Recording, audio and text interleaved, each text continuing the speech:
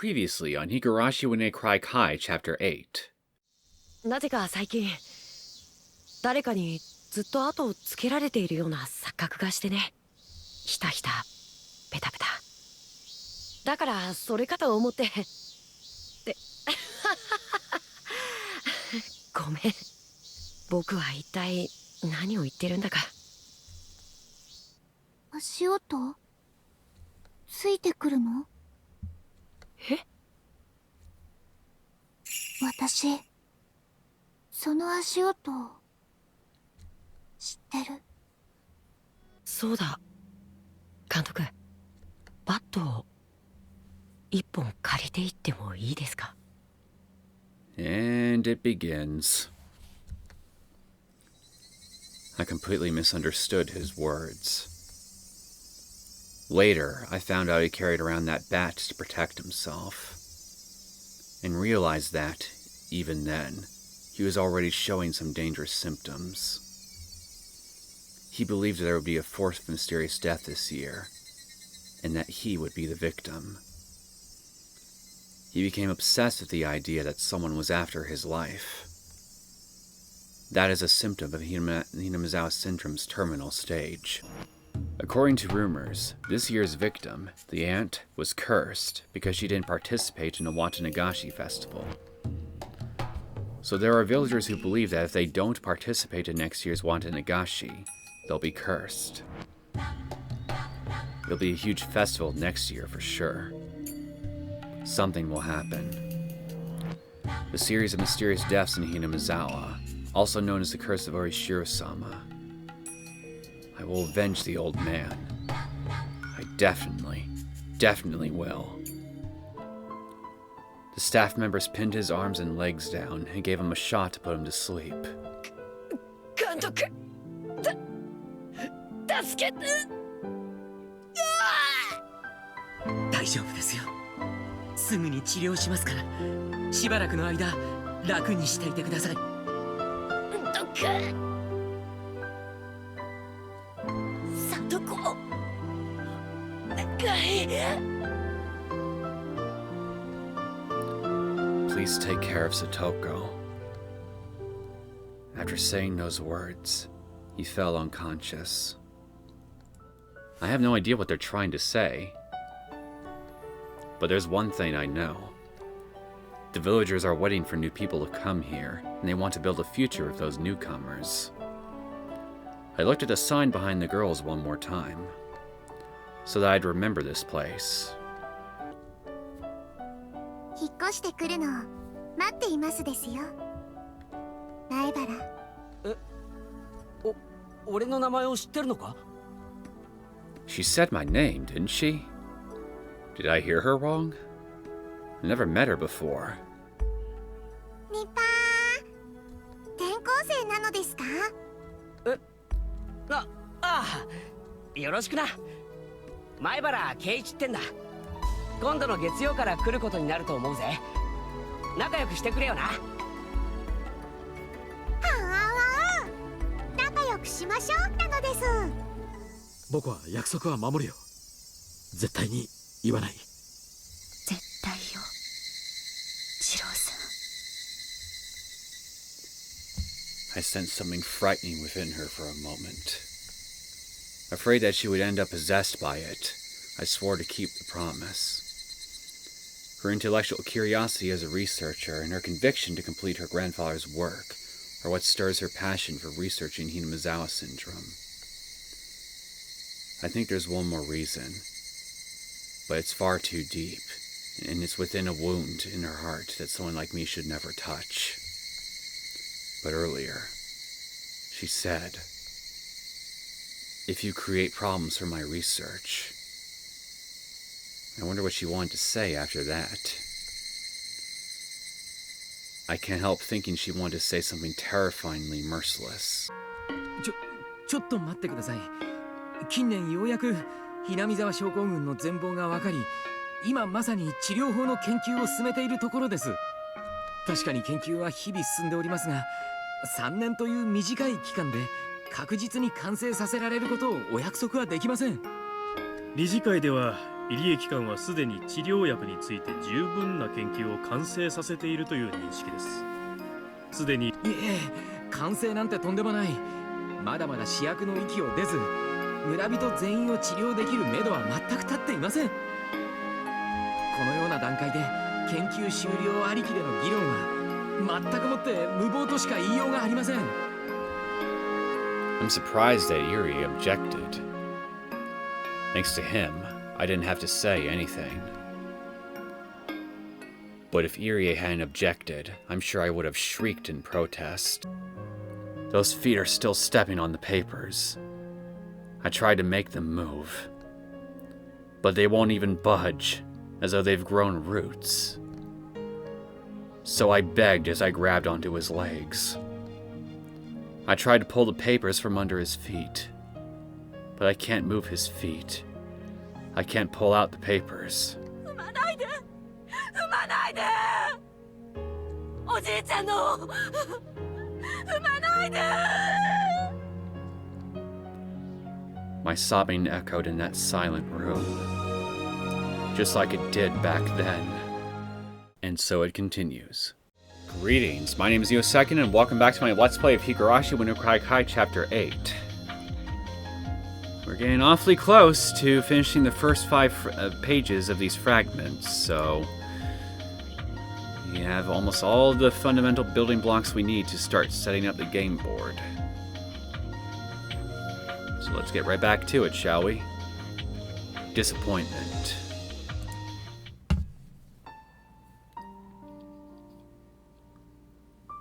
今日はこれくらいにしようか。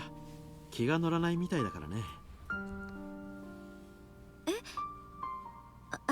そんなことはないのよ。そう見えたならごめんなさいね。 Just want to check the old artwork real quick. Takano-sen has been looking through the viewfinder, but I haven't seen her push the shutters at all. While she came along, I don't think she's in the mood for bird watching. Takano-sen has been depressed ever since the announcement of the new policies at the board meeting the other day. That's understandable. The Irie Institute was created by her in the first place. It was created so that she can devote her life to researching Hinamizawa syndrome. For all that to be tossed aside, while being asked to wrap up work within a few years. Of course she's depressed. Besides, she can't even fully spend the rest of the time left on research. Their funding was being cut in stages, and by the end, they'll barely be able to finish closing up, let alone research anything. I heard that she's the granddaughter of the late Dr. Takano. Her determination to finish her grandfather's research is what kept her going until today. Since everything has been going so smoothly until recently, this sudden change in the wind's direction must have been a total shock. The shift in people pulling the strings must be pretty serious. The board of directors was completely changed out, and she heard that people in projects influenced by the Koizumi faction were being restructured to set an example.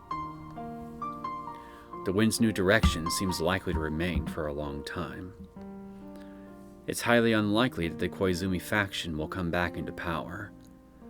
So no matter what we say, it's almost impossible to expect the same kind of support from them. もうどうにもならないのかしら。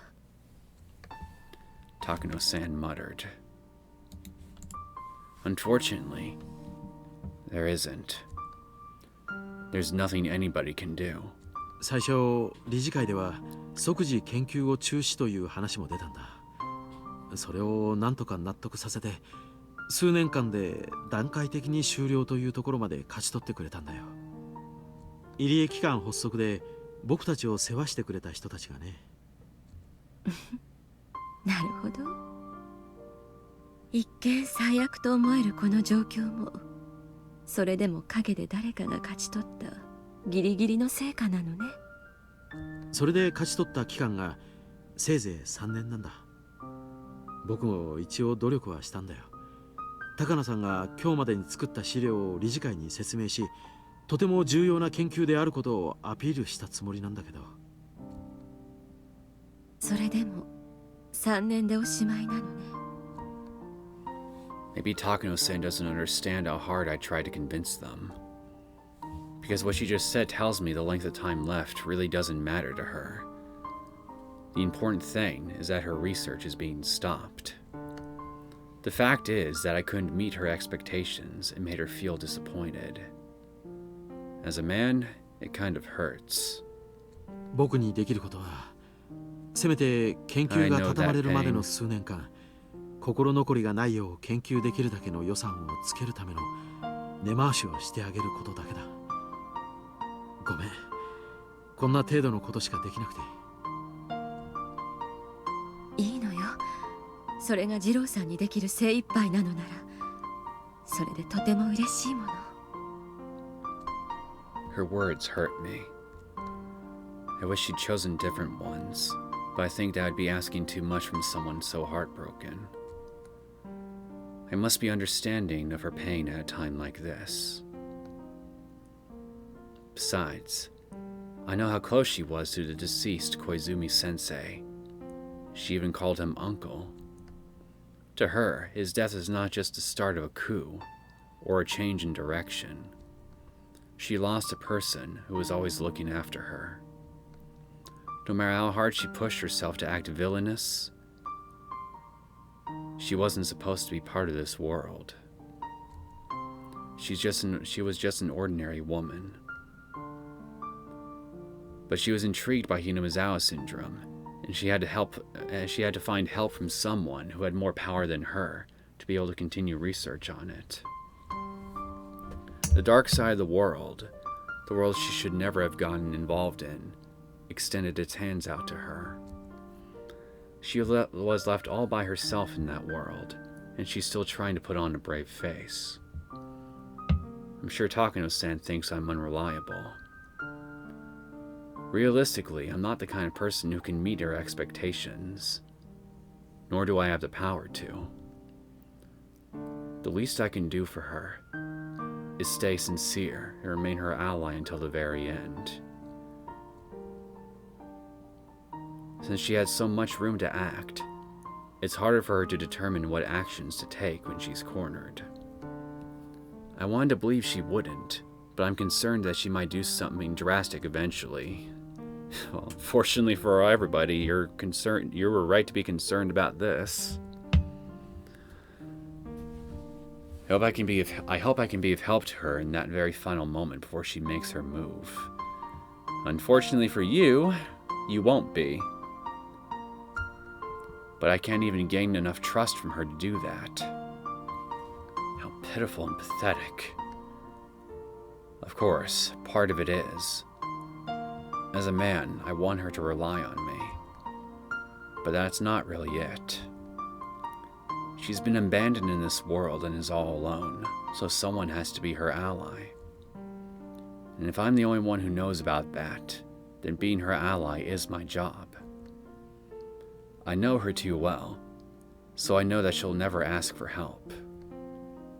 Even if she says it's unnecessary, someone has to be with her. I know that. I don't really think I'm suited for that job. I'm sure that there are many reliable people out there who are more appropriate for that position than me. But I can't let her be alone until that person appears. 高野さん、僕は全然頼りがいもないし、みっともない男かもしれないけど。何突然。どうしたの二郎さん。それでも頼ってもらえたらきっと力になれることもあると思うんだ。だから。ありがとう。でも私、喋るだけでも心が軽くなるっていうのをあまり信じてないの。ごめんなさいね。気にしてもらえるだけでもとても嬉しいわよ。そうかい。ならいいんだ。僕はずっと味方だから、それだけは信じていてほしいな。もちろん信じてるわ。理事会をうまく説得できる方法があったらぜひ教えてね。僕なりにも努力してみるよ。 Why is it? I know she's such a strong person, and there's nothing someone like me can do for her. But somehow, I feel she needs help and support right now. She looks as tough as ever, but only I, who has been taking pictures of her all this time, can tell. A viewfinder, after all, is also a window to look into someone's heart. But if I say something like that, she'll tease me again, so I won't. Anyway, I never thought she needed support more strongly than I do right now.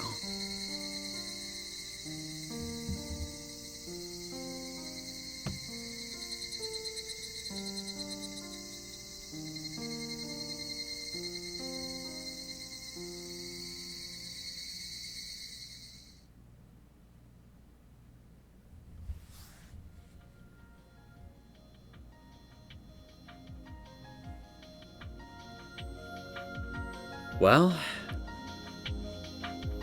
if that one remark she made to Tomitaki before injecting him with that enhanced version of the bug is any indication, the one where she basically stated that there are people who in Tokyo who want to see the bomb in Hinamizawa go off, then perhaps she's already found support later on. And if I had to guess, it's probably someone who's who's also part of the Koizumi faction, as it were. But my question is, if that assumption of mine is correct, what do they stand to gain? What do they in particular stand to gain from helping Takano? Or are they all or are they all just in on the whole freaking plan of Takano's together, and that being realizing the fruits of making the rest of the world realize the fruit of Hifumi's research.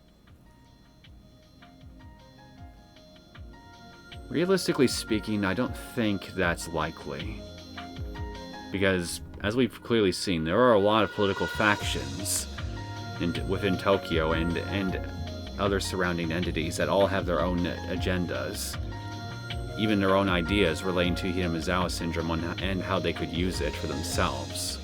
While Takano, meanwhile, only cares about doing whatever she has to in order to continue the research until she understands all the secrets of Hinamizawa syndrome. So, again, realistically speaking, if she somehow manages to find support for Operation Doomsday from somebody within Tokyo, it's probably gotta be someone within the Koizumi faction. But it's someone that most likely has their own agenda for wanting to help out Operation Doomsday.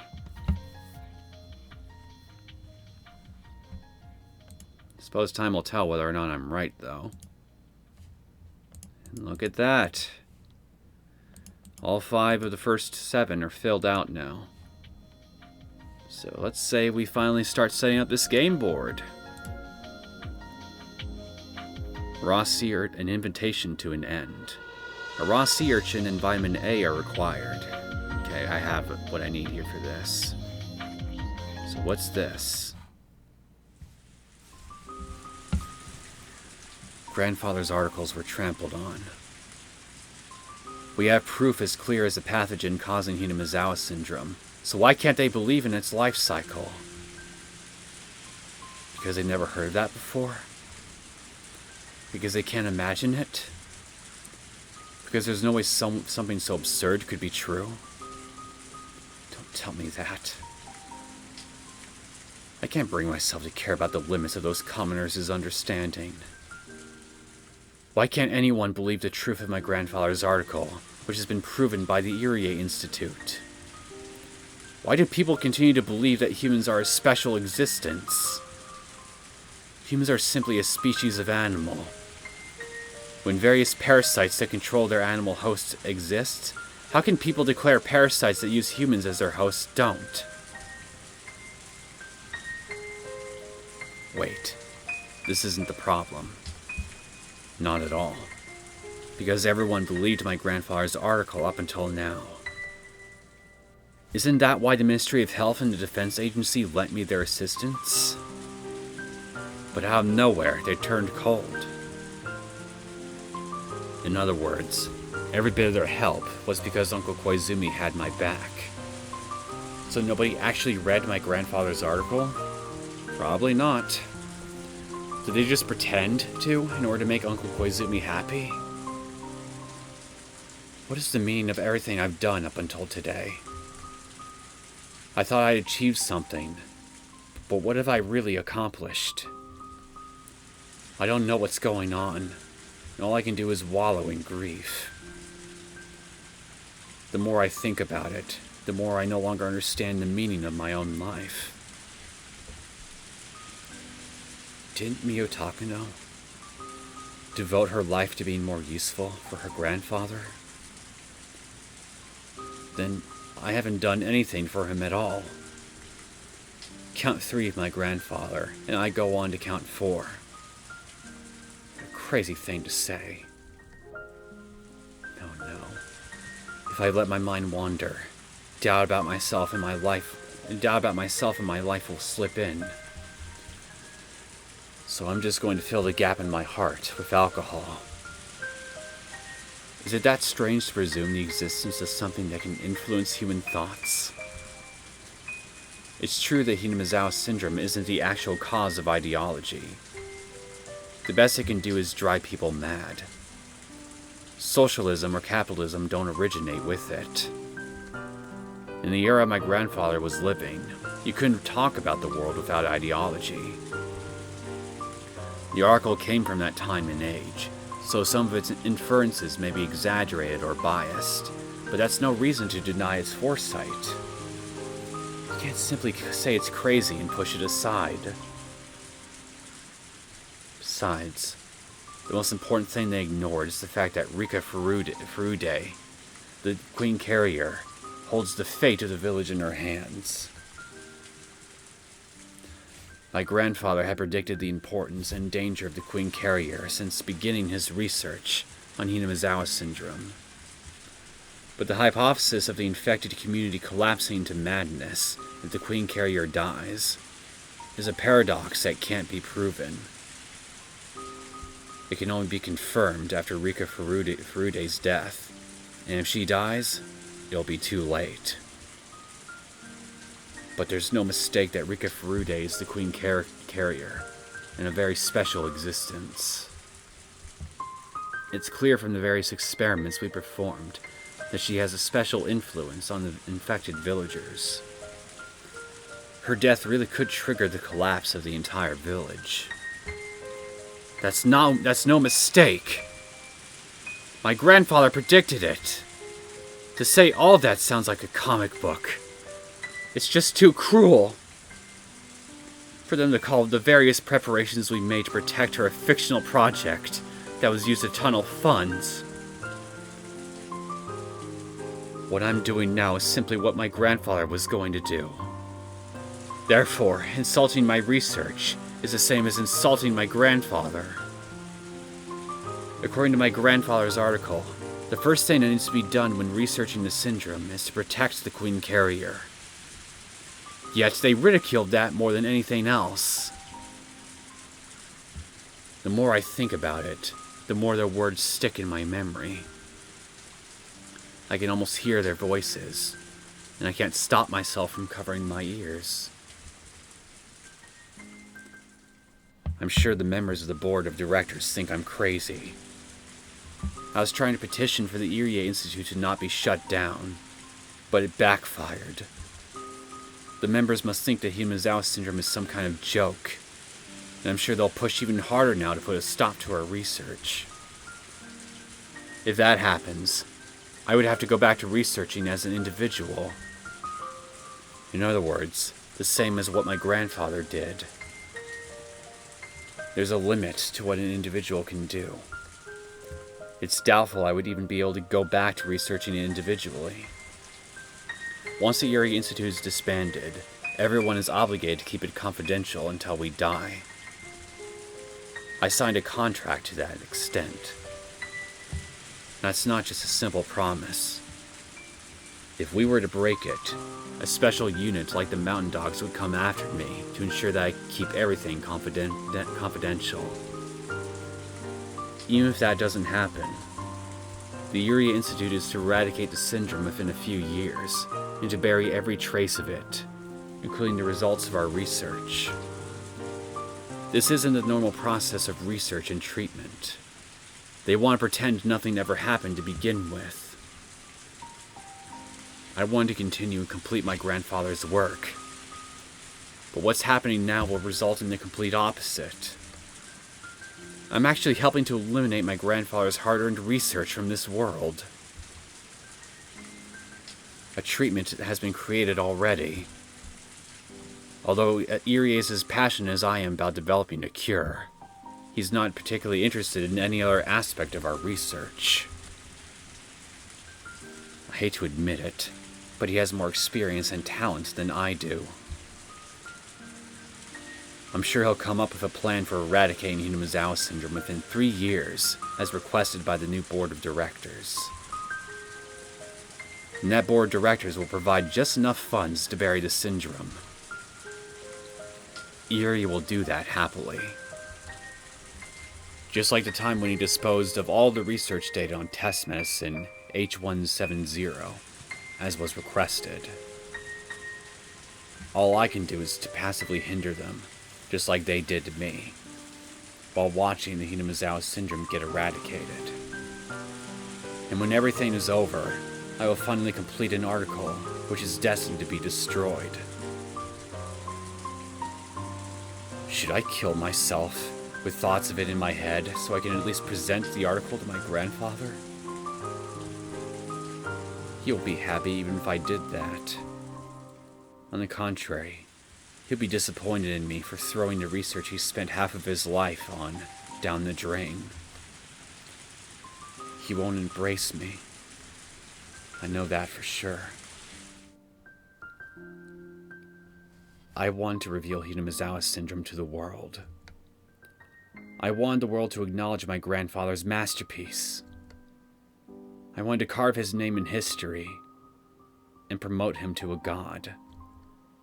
My grandfather waited, believing that day would come, and he must be patiently waiting still, even after entering his eternal sleep. But I ruined it. I wanted him to become a god. I was going to become a god myself, too.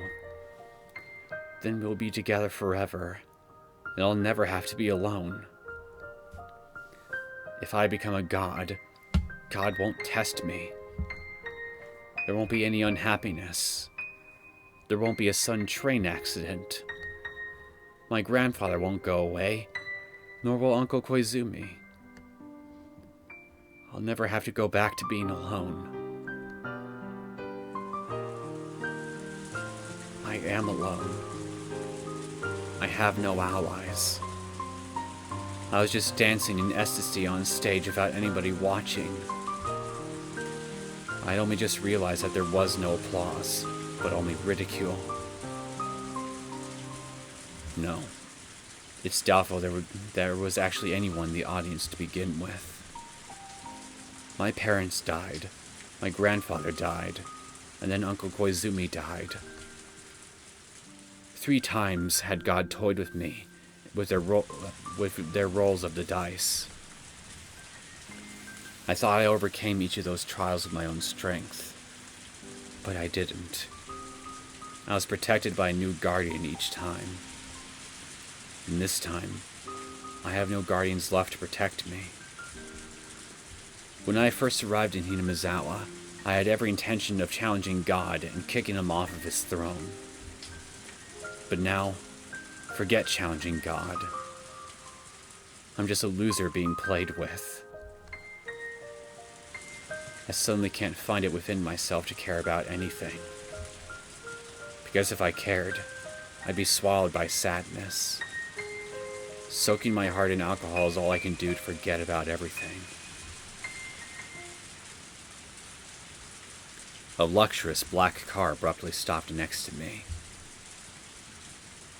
I became sober immediately, as cars like that reminded me of the time when I was captured after escaping from the orphanage. Suspicious-looking men in black suits and sunglasses got out from the car.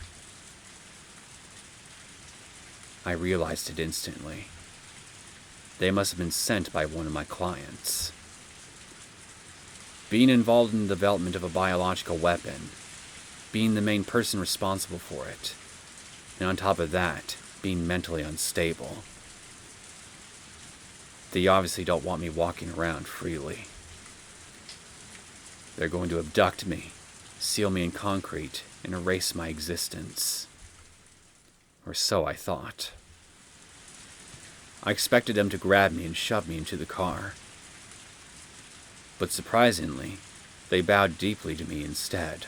入江機関副所長高野美代三等陸佐でありますね。普段はね、今はただの飲んだくれの負け犬よ。お会いしたい方がいらっしゃいます。どうか私たちにご同行いただけないでしょうか。拒否してもどうせ無理やり連れて行くつもりなんでしょう。I'll be killed anyway. I can't make my grandfather's wish come true, even if I live. Cynical thoughts like that ran through my head. Then the person in the back seat said, 無理にとは申しません。ですが、きっと三叉のお力になれると思っております。I never met this young woman before. She must be around my age. She knows about the Irie Institute, so she must be somehow connected to my clients. She's too young to be one herself. I bet a client who doesn't want to expose himself sent her. Even if I live, I can't make my grandfather a god. I can't be a god myself either. Who cares about whether a loser like me gets killed anyway? I made up my mind and got into the back seat.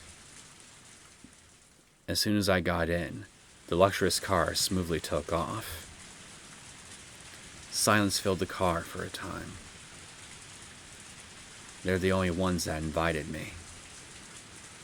I don't have anything to say myself. ご無沙汰しております。と言っても、おそらくご存じないでしょうが、高野さんとは小泉先生の奔走の時、すれ違っております。あら、そうでしたの。覚えていなくて申し訳ないです。There were so many people at that funeral. I can't recall any of them. But why is that what she's opening with? Does that mean she belongs to the Koizumi faction? 小泉先生は戦後日本復興のオピニオンリーダーの一人として長く活躍されてきました。今日の平和日本を語る上で小泉先生の功績に触れずして説明することは難しいでしょう。戦後の焼け野原から復興するときは我が国の有志たちも一枚岩でしたが、残念ながら今もそうであるとは言えません。平和な時代が進み、焼け野原を知らぬ世代が国の中枢に入り始めるにつれ、当初の高貴な志を知る者は次第に減っていってしまいました。Definitely sounds like a Koizumi faction supporter to me. 小泉先生はそんな高貴な同志の最後の長老として21世紀へ我が国を導いてくださる大黒柱だったのですが、小泉先生の死後、小泉派は急速に没落。代わって他の派閥が勢力を伸ばし、いろいろと大変なことになっているでしたっけ？ I heard about these things from Jiro-san. It's really no different from the Sengoku era. When a lord or military leader died back then, the struggle to become his successor brought chaos to the nation. This country hasn't changed for hundreds of years. その通りです。残念ながら平和日本は住みよい国づくりを実践してきましたが、同時に発足当時の高貴な志を忘れさせてもしまいました。現在東京は各派閥が小泉先生の空けた席と利権をめぐって争いが絶えない状態です。小泉先生をはじめすでに他界されている復興の功労者たちが知ったら、きっとお嘆きになられるに違いありません。それと私に何の関係が？あなたはそれの最大の被害者ではありませんか。今日までに風向きが突然変わるような体験を十分にされていると思いますね。And what exactly do you know about these shifts in wind that Takano here has experienced, young lass? I say that even though I don't know exactly for sure whether or not she's even the same age as me or younger. It's true that our research began because of Koizumi Sensei's support. And the pressures we faced under the anti-Koizumi faction have been tempestuous and cold. Maybe for them, every project that Koizumi Sensei left behind is an eyesore, regardless of what that project is. In other words, that simply means they rejected the research itself, doesn't it? Come to think of it, something like this happened to my grandfather, too. Back then, Koizumi brought authorities from various fields to see him. They talked down to my grandfather, despite the praise they'd given earlier. Koizumi Sensei told me that the masterminds were responsible for that. ひなみ沢症候群の研究はアルファベットプロジェクトで最大のもので、予算、体制その他プロジェクトの目玉だったと言っても過言ではありません。ゆえにアルファベットの権益を独占したい連中によってあなたの研究はそのスケープゴートにされたのです。スケープゴート？決してひなみ沢症候群の研究が否定されたという意味ではないということ。彼らにとって重要なのはそのプロジェクトの派閥であり内容ではありません。本日結局私は見せしめの羊ということなのね。私が何の研究をしていようとどうでもいい。この研究が小泉派のものであったということだけが彼らの関心。そういうことです。派閥は風向きそのもの。順風な時もあれば逆風となる時もあります。その変わった風向きを取り戻すのは残念ながら容易なことではありません。私のクライアントたちが敵対的になったのを元に戻すのは容易ではないということ。そうです。アルファベットプロジェクトは完全に乗っ取られてしまいました。理事は全て変わり、彼らの私欲を肥やすためだけに決定をします。あなたの捨て身の説明など初めから彼らには耳を貸す気もないのです。So you're aware of the meeting that just happened, huh?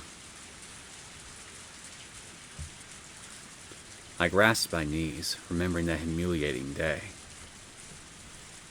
ここで一度話を折ります。高野さんにとっての研究の目的は何ですか？え？それは研究者としての知的な好奇心から。あなたに祖父と呼び敬愛していた高野先生との約束ではないのですか？ Somebody's really done their homework. Well, that's surprising. Koizumi Sensei once told me that this fact could become a hindrance, so I've never told any of my clients about it. How did she find out? If they know that, maybe they know a lot more about us than I think. どこでそれを知ったんですか？小泉先生からです。Oh, really? He told you? Which, okay, so assuming you're telling the truth, I got one very important question. What is your relation to Koizumi? 私たちはあなたの敵ではありません。どうかお楽になさってください。私たちはあなたの本当の力になりたくてやってきたのですから。 I don't know who she really is, but I know she's here because she wants something from me. So what is it that she wants? She knows about the relationship between my grandfather and me, so I can't be careless. ただ私たちがあなたの力になるにはあなたに本当のことを話していただかなくてはなりません。つまり腹を割っていただきたいということです。 You know, I can't help but wonder.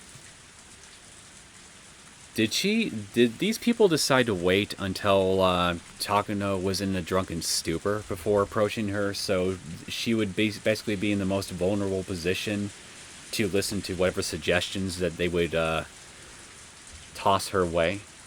Whatever these suggestions are going to end up being. Because I seriously doubt that them showing up when they did was coincidence. おっしゃる意味がわかりません。高野さんがひなみ沢症候群を研究する本当の目的は何ですか？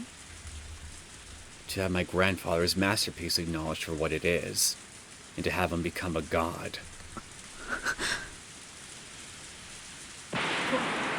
高野先生の研究を世間に認めさせること、あなたの祖父が心を込めて書き上げた論文を踏みつけてないがしろにしたことへの復讐ではありませんか？ Again, you've done your homework, whoever you are. I'm reaching the limit of not letting my surprise show on my face. How much does this woman know about me? In the first place, who is she?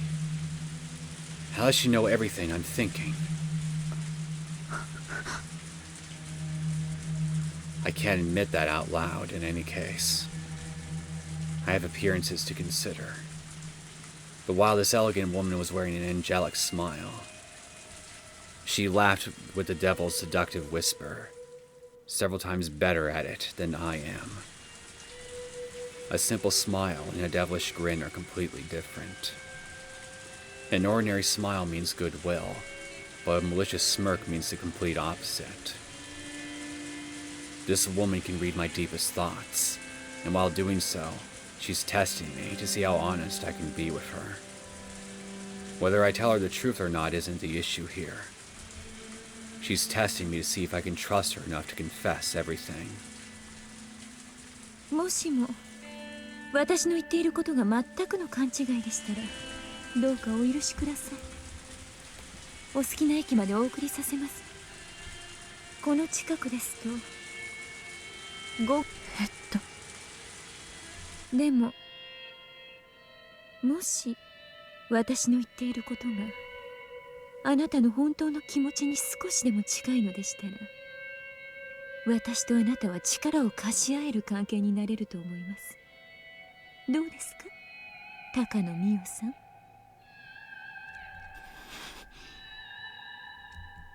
I can't say anything in reply, but I think that simply remaining silent might also be an answer. I want to hear what she wants from me. I've always phrased my objective as some vague idea of turning my grandfather into a god. But she just taught me what my true objective is. I want to get revenge for my grandfather's suffering. I want those people to fight over the right to read the article they once trampled on and mocked. I want them to believe, no, to worship, every single word my grandfather left behind. That is my true objective. This woman has stated out loud that which I have only whispered within myself. She even asked me if she was correct.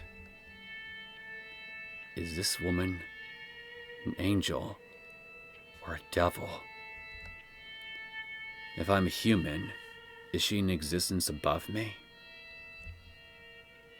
あなたの不幸は自分の目的を具体的に理解していなかったことなのです。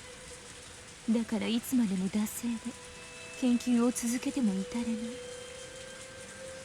ひなみ沢症候群の神秘を探るという抽象的な目的を掲げ、いつまでも達成できず、自らの人生に疑問を抱かざるを得なかったのです。そうでしょそう、それは違う。あなたの真の目的。She's even got a creepy laugh, too. 夢はそんな抽象的なものじゃない。思い浮かべることができますか？それはこういう条件。この国の中枢を預かる真の頂点たちがあなたの祖父の論文を読み、その内容に驚きながら一片の疑いもなく信じてくれること。彼らは裏側に足跡が残るその論文をうやうやしく読み、その先見性あふれる研究に敬意を示し、恐れをおののく。どう想像できましたかしら？ This is my first time envisioning something like this. And yet, it's been my dream all along. ひなみ沢症候群という言葉はあなたの祖父が作られたのでしょ。その言葉がこの国の津々浦々にまで響き渡り、永遠に刻まれて残る。そう、それはあなたの祖父が、その偉業が永遠の存在に昇華されるということ。それがあなたが高の御代として生涯を捧げる夢じゃないのかしら。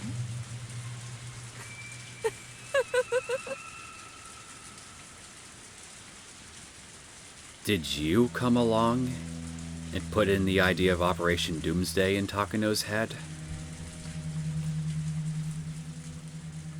My grandfather's masterpiece will be remembered forever.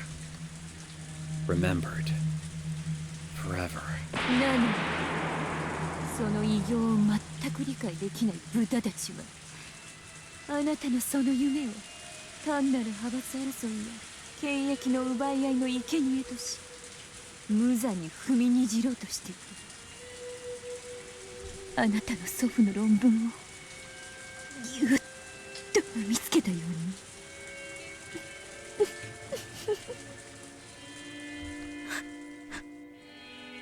あなたは悔しい。とても悔しい。あなたが一生懸命作った資料、それはあなたのおじいちゃんが一生懸命作った論文と同じもの。おじいちゃんの偉業をバカにした豚どもが許せない。そうでしょう。そうじゃないですか。本当はそう。それを心優しいあなたは人を罵る言葉を知らなくて考え至らなかった。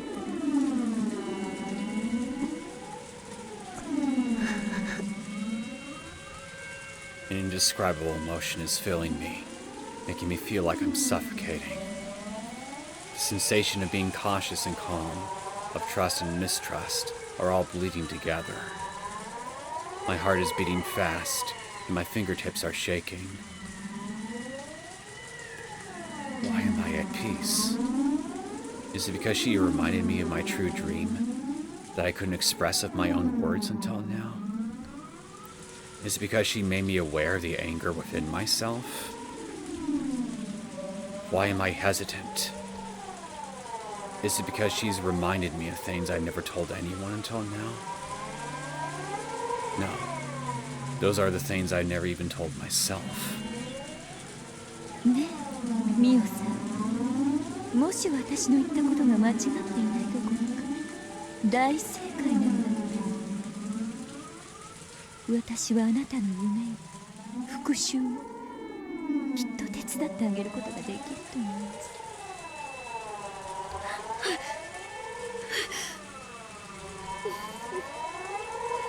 どうなさったのかしら。大具合が悪いのかしら。ならもうこれ以上お話に付き合わせるのも悪いですわね。最寄りの駅へ送りましょう。違 small noise leaked pathetically out of my mouth, like a child apologizing for a prank. 何かおっしゃったかしら I know she heard me.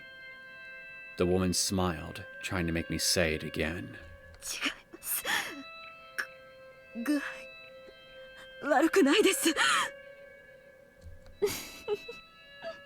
ならよかったです。話を続けましょう。私の夢がそうなら、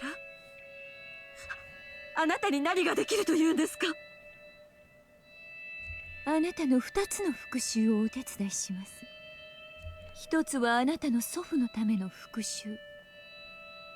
あなたの祖父の論文を嘲笑った者たちにもう一度うやうやしく手に取らせてやりましょう。彼らが土足で踏みつけたその論文をね。もう一つはあなたと祖父の約束であり心のつながりでもある症候群の研究を派閥争いだけを理由に踏みにじり、研究を彼らの権益のためだけに終わらそうとする理事会への復讐。あなたの目の前で資料を踏みにじり、あなたの人生さえも踏みにじろうとした豚どもへの復讐。祖父の論文を手に取らせ、それを踏みにじった理事会に復讐する。こちらも腹を割りますと、もちろんお手伝いをするのは私たちの利害が一致するからです。小泉先生が日本の未来のために立ち上げられたプロジェクトを先生亡き後に食い物にしようとする輩を放置することはできません。私たちにもっと力があればそのような輩の介入を許しはしないのですが、風向きは変わり、もはやプロジェクトは小泉先生の理想には戻りません。豚どもが私欲を肥やすための豚小屋となり果てました。そのようなプロジェクトをこれ以上放置することがアルファベットプロジェクトの名付け親でもあられる小泉先生も望まれません。プロジェクトは小泉先生の理想を離れた時点で畳まれるべきなのです。派閥争いの生贄羊を今度は狼にしようというつもりですか？あなたが今のまま生涯公開できぬ祖父の論文を胸に隠居されることを選ぶおつもりでしたら、無理にとは申しません。 No, I won't let that happen. I don't mind falling into the ground myself. But at least, my grandpa's article. あなたとおじいちゃんの結晶である論文を永遠のものにはしたくないですか？それはだってあなたの念願のはずじゃないのですか？それが私の生きる目的。あなたの本当の夢を叶えるチャンスを私たちがお手伝いします。 On the night I decided I was a loser in life and drowned myself in tears and alcohol after being abandoned by everything, I met someone who could be an angel or a devil. Is this divine salvation or the devil's seduction? I'm kind of voting on the latter. I thought of the board of directors regarding the continuation of our research. But that was completely off target. That wasn't my true goal. My objective isn't to continue researching Hinamizawa syndrome. It's to have the world acknowledge my grandfather's research as a masterpiece. Somehow, the method for achieving that swapped places with my objective and caused me to misunderstand myself. The purpose of my life isn't to continue my grandfather's research. It's to get revenge and repay them for my grandfather's suffering.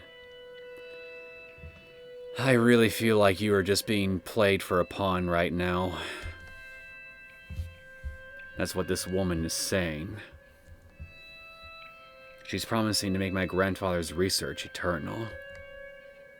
She's also promising an opportunity to take revenge against those who laughed at it.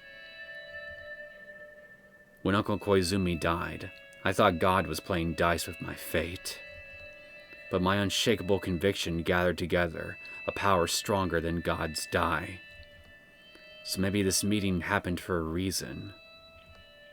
Curse you, God. You're testing me again. I will overcome the death of Uncle Koizumi, and I will make my grandfather an eternal existence by taking revenge against the god who tested me. I will, for certain. I will take my revenge.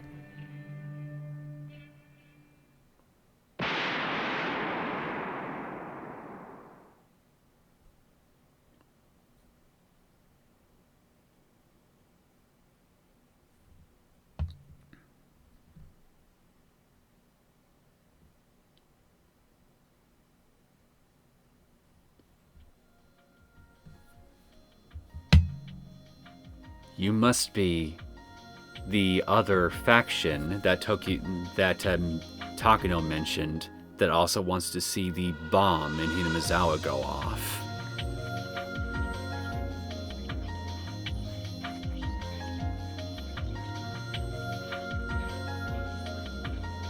I think she has her own. I think whoever this lady is, she definitely has her own objective, and is most likely using Takano as a pawn to push her own faction forward into regaining control regaining control within Tokyo. I'm almost willing to bet money on that.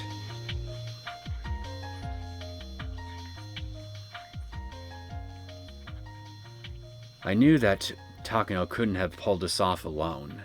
Pulling off a plan like this. Now I have proof. Yet another theory proven correct.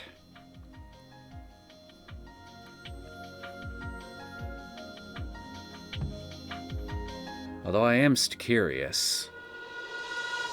Besides an obvious power grab, what other benefits could this woman gain from helping Takano?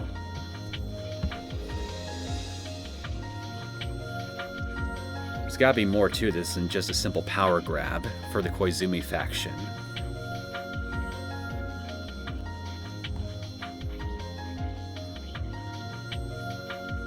June 1983.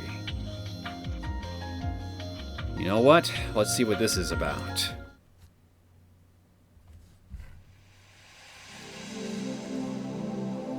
With this, do I have all the pieces lined up for 1983? Nope! It sure is a hard and exhausting job just lining up the pieces for the month of June. But finally, I'm at the starting line, beginning from zero at last. Yet, seeing all these colorful fragments together, I realized just how many sentiments were intertwined around June 1983. I used to think that the thoughts of people with no relation to me were useless, but I was wrong. Rika Furude did her best to overcome the fate of June 1983. She did two things. One was to get in touch with the Erie Institute, because she knew she would be protected there. Ironically, Takano from the Erie Institute was the one who wanted to kill her, but it was the best move for her at the time. And the other was to ensure that the Maibara family moved to Hinamizawa. It actually wasn't certain that the Maibara family would move here. They first decided to move here when the father felt something sentimental at the sight of us on the day he came to view the properties for sale. Therefore, it was necessary for us to play in that field. It was the trigger for the Maibara family's move. It took me so long to find that out, though. After turning various conditions on and off repeatedly, I finally realized that me and Keiji's father at that field was the cause. Keiichi Maebara is a very important key for breaking Rule Z, one of the chains that was binding me. He is the fresh air that's powerful enough to break all the old and evil customs in this village. He created many opportunities, but he also provided me with an important clue by letting me know that a strong conviction and the will to live is what's important in standing up against a powerful fate. But I wasn't the only one who wanted him here. People in the Sonozaki family who wanted to wipe out the nastier traditions the village also wished for him. Mion Sonozaki vowed to herself to protect Satoko and Satoshi because she was very much bothered by how irrational the treatment of the Hojo family was. And on the night Satoshi Hojo disappeared, she exploded at Oryu Sonozaki to voice her true feelings. Oryu Sonozaki understood. Oryu herself had come to understand the wicked customs of the village and had been waiting to do something about it. But she didn't have the power to do so herself, so she entrusted it to the fresh air that was blowing in from the outside. That was why the lots went on sale, so the Maebara family could move in. Oh, so that's why. That makes sense now. Even if I danced in that field, if Oryu hadn't put the lots on sale, Keiichi wouldn't have come. And Reina Ryugu, who provided many important opportunities for Keiichi Maebara, was saved by returning to Hinamizawa after the deep emotional trauma of her parents' divorce sent her into a terminal condition. Keiichi Maebara's wish to restart his life was the same wish Reina Ryugu had a year prior. Maybe that's why Reina was able to understand Keiichi. It's like the miracle where one can recognize moments in a certain fragment from another fragment. And if they can use the lessons learned from one fragment, then humans won't make those mistakes. The game pieces will make their best moves, and the chances of winning this game of June 1983 will rapidly increase.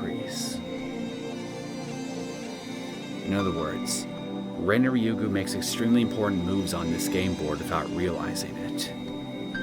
The mighty Rule Z that surrounded the Hojo siblings was eventually smashed by their actions. Of course, Satoko overcoming herself was also a big help. Their hands met only because they reached from both sides. Keiichi and Reina are the ones who taught me that. Mion is the one who made it possible for them to move here, and she also helped them to become familiar with the village. That's not all. Irie is also an important piece with significant functions of his own. Feeling empathy for Satoko, he is the most influential piece on the board we call Hinamizawa Syndrome. His existence is capable of defeating Rule X. Keiichi and Reina's determination and subsequent awakening taught us that it was possible to fight against Rule X, but they didn't defeat it. Defeating Rule X requires the existence of Irie, who has the strong will to discover a cure for the syndrome.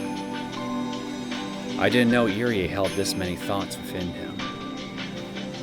I always thought he was very absent-minded, but he is, in fact, an important and powerful piece. So if we gather all this power, can we win against Takano's will? I've seen Takano's thoughts, too. Sadly, her will is strong and can't be easily broken. It's no wonder our fate in June 1983 has been so hard to shake, no matter how hard we fought. The sentiments I've been turning towards it pale in comparison to how many she's brought into it. The weight of our game pieces are different, because I've given up on fighting, while she has been risking her life to fight on. I spent time sulking and drinking wine to escape from reality. I must be a very light piece indeed. I can't win against Takano with what I have so far. I need more pieces to be able to win. The officer Ushi once showed the possibility of becoming a strong ally, but he's under the misunderstanding that the Sonozaki family caused the death of his dear friend, so until that gets resolved, he won't be of any help.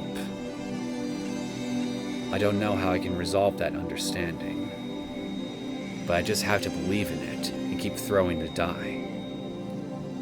Just like Keiichi and Reina constitute a chance to change fate, maybe Akasaka has the power to create a chance as well. The curse of 1983 is tied to the curse of Hinamizawa. A curse can't be broken by inner power alone. It takes power from outside as well. Both sides have to reach out, otherwise the hands won't meet, just like what happened with Satoko. But Akasaka has never come to our aid. Even if he did, it was always too late. Too late. Far too late. But if I keep throwing the die, will Akasaka's game piece eventually appear? That would be nice. The final rule, Rule Y, involves the evil masterminds who are using Takano as their own game piece. You mean the young lady who's a part of the Koizumi faction. To defeat them, I need a very strong opponent for her. And the only one I can think of is none other than Akasaka from the police headquarters in Tokyo. There are more pieces who would lend me their power. I need to gather them all, otherwise I can't win against Takano. The preparation of the game board is complete, but I need more pieces. It's only the beginning.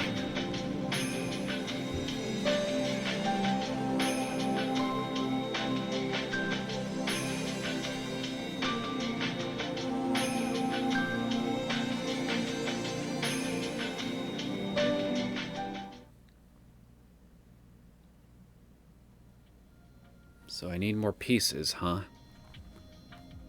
Well, all right then. Let's look at what else we need.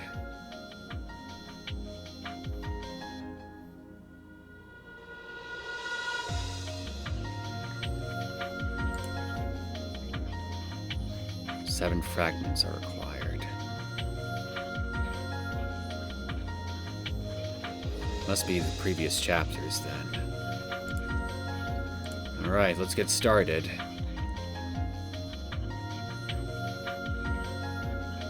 Game board must be set up. How about we go in order from the first chapter to the last? Let's start with Onikakushi, Chapter 1.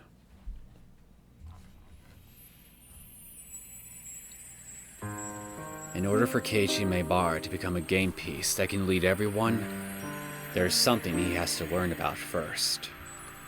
The piece that's very painful, pitiful, and sad. He has to learn about his friends, and he has to learn to not doubt them. He doesn't know the importance of trusting his friends. He doesn't know, just yet. A slight mistrust grows into paranoia, and Keiichi Maebara is trapped within Rule X. At the end of Rule X, Keiichi leaves a sad note and dies. While it may be very bitter and very painful, it also puts him through the process of learning something very important. Hey, Hanyu. You didn't have to apologize. In a few days, he left Hinamizawa to attend his relative's funeral. Tragically, he experienced an outbreak. You know, I think I vaguely remember hearing about that all the way back in Chapter 1. About something requiring him to come back, right? Am I remembering this right? but I think this was necessary, as his first step towards learning something important. The very first step towards smoking out Rule X and eventually defeating it. When this piece was all I had, I didn't even think of that, though.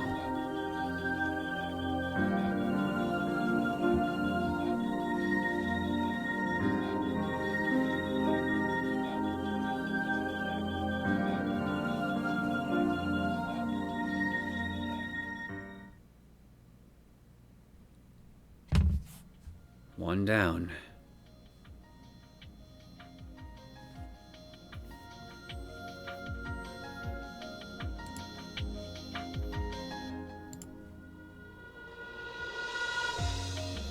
Higurashi was number 2, I think. So let's try this one.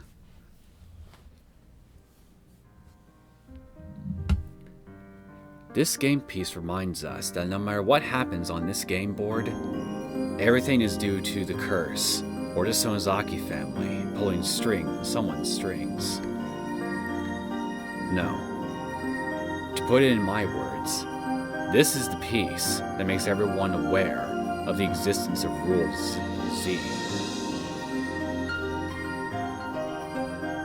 It's hard to notice with just this piece. But this is a complicated fragment where Shion Sonozaki, while trapped in Rule X and mistaking it for Rule Y, is hurled about, comes to notice the existence of Rule Z.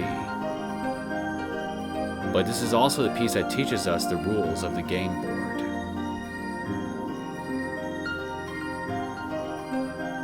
By the way, the piece called Shion Sonozaki is a piece coming from the outside, from the game's point of view. Well, she did only show up until after Chapter 2, so yeah. She dislikes Satoko Hojo at first. But through this and another piece, she learns something important. Challenges Rule X, and then grows to be a powerful piece to fight Rule Z. The most ridiculous part of this fragment is that it's hidden so cunningly and doesn't seem that way at all with just a passing glance. Learn from your mistakes. Please become a powerful piece and lend me your strength to defeat my enemies.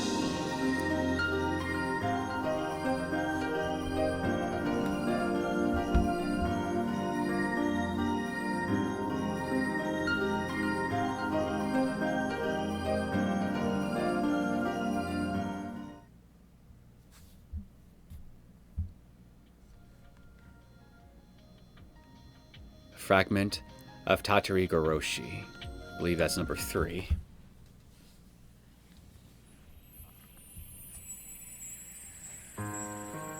This piece shows us the existence of the unreasonable Rule Z surrounding Satoko, and reveals the most powerful adversary rule on the game board, Rule Y.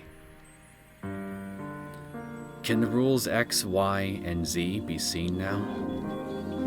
The enemy we need to fight, the things we need to learn, all are gathered and revealed here in this fragment. At this point, it's impossible to reach Rule Y. Fighting against Rule Z's effect on Satoko is the best that can be done. But in this piece, we make a mistake in our approach for fighting it. The outcome we gained through erroneous means is erroneous in itself.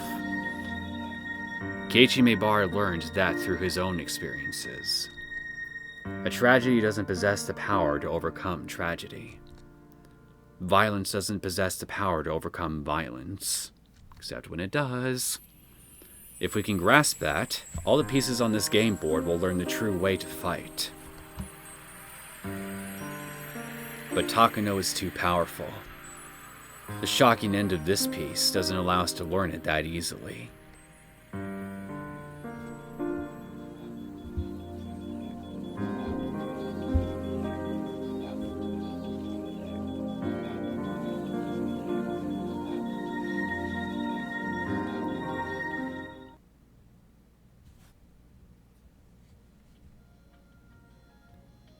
Hima Tsubushi is number 4.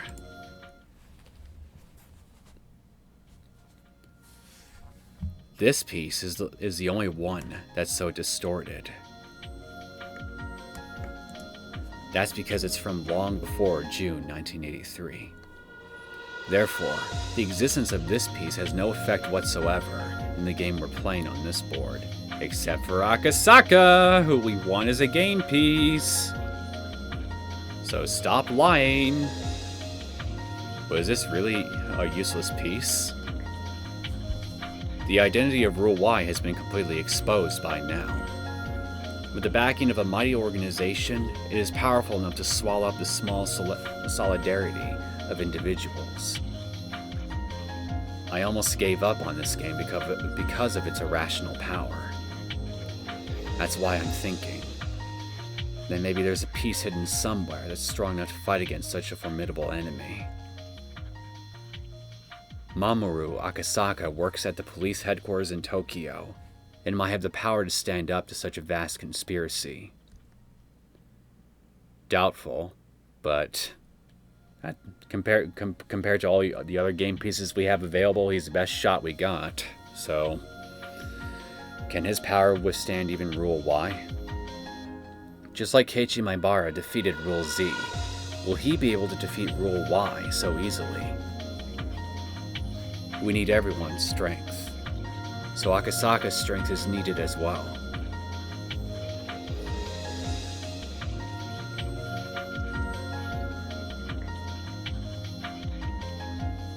I wonder if I'm going to actually finish setting up this game board in this episode.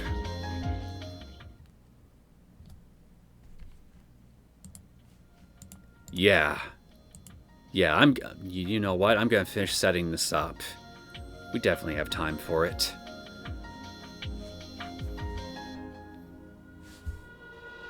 Fragment of Mikashi.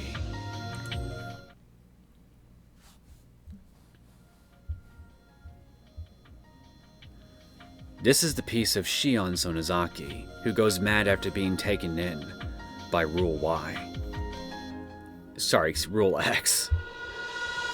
With no room for sympathy, this is such a painful piece that one can only have pity. It distinctly identifies the keyhole of the padlock called Rule C. Keiichi Maebara becomes a key himself to pry open this padlock. And as Mion Sonozaki wished for, he becomes a wind that clears out the stagnant air filling the village. This piece also teaches us an important lesson. Shion Sonozaki learns through this piece, and then becomes a strong ally for Satoko Hojo. In that way, maybe Satoko Hojo is a piece that represents the padlock for Rule Z. Unless she is saved, Rule Z can't be defeated. And when she is saved, that means Rule Z is defeated. This piece indicates only that. That's the only thing Shion Sonozaki learned by gambling her life. But now, I think it's very important. Every time I see Satoko and Shion argue about pumpkins, I think about that.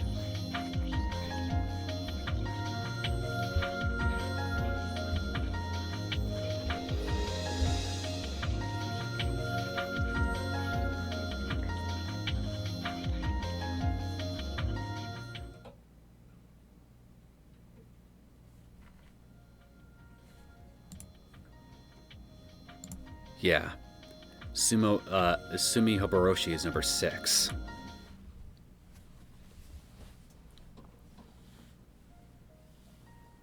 This game piece has a very important meaning for us. Because it showed us for the first time that it was possible to poke a hole in the fate of June 1983. Oh, it certainly did. And then it didn't poke a big enough hole, and then I got very angry deep down inside. And then very sad. To start from the conclusion, everything gets taken in by Rule Y at the end, and all our effort is wasted. But we're challenging the great law that governs this game board, Rule X, head on. We're using everything we've learned so far from other fragments, which prove we can defeat it. We grow by learning. In a game with no hope of winning, we can discover a slight chance of victory. This piece taught us that. With this game piece, Rule X was almost completely defeated. Keiichi Maibara and our other friends won't be led astray by something as pathetic as the Hinamizawa Syndrome and dance in tragedy any longer. It has also taught us that the rules aren't indestructible and are possible to overcome. In other words, it has given us, the ones who are on the outside of the game board, hope. It's an important fragment that serves as our turning point and the trigger for everything else.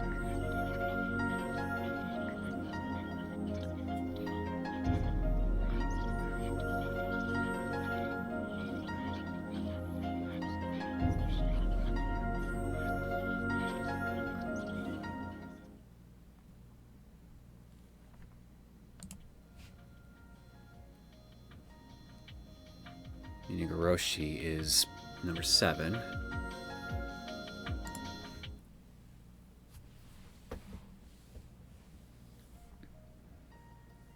The game piece that uncovers the invisible rule Y that has been pulling the strings from the beginning. Because the impression of that is so strong, it's easy to forget about something very important. We can't forget that this piece also shows the path towards destroying Rule Z. While Rika Furude lamented Rule Z as impossible to defeat, it was hardly a match for Keiichi Maibara and the others once they learned everything they needed to. They knew the correct way to fight, and fought according to the rules of the game board. As a result, we win, and that fact is more valuable than anything for us. Keiichi Maibara taught me a lesson. There is no need to subject ourselves to any fate. The will to believe can defeat anything. The fate that I was always subjected to was created by Mio Takano's own conviction. So what he says is correct. To defeat her conviction, we need a stronger conviction of our own. A strong will can be pierced by only another strong will. We defeated rules X and Z, and then challenged the final rule, Rule Y. But we needed more pieces. Each piece fought at its best, but the strength of our enemies' pieces, led by Mio Takano, were just too powerful. She didn't even give us mercy. She squished us completely, and made us restart the game all over again. Although we lost, we didn't give up the resolve in our hearts. Because we finally found the true culprit, and also found a clue for how to fight against her. We can't win with the pieces we have now. We don't have a powerful enough conviction, or a strong enough will. But Hanyu and I will keep trying. We'll roll our die repeatedly, look for the great result, collect pieces, and try again. With a will stronger than Takano. Didn't you think of giving up several times before you got to this point? Absolutely not. But you made it because you believed in me and followed me here. We're almost there. We can do it. Let's create the last piece. It'll be the ultimate piece, and we won't need anything else. The very last piece of all. Come on, let's collect the pieces. Let's collect miracles. Please give your hopes, desires, and dreams to me.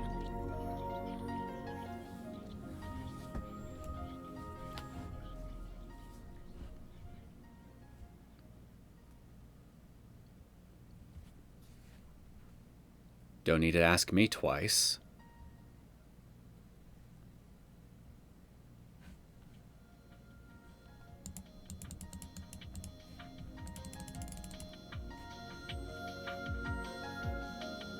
moment we've all been waiting for. Let's do it.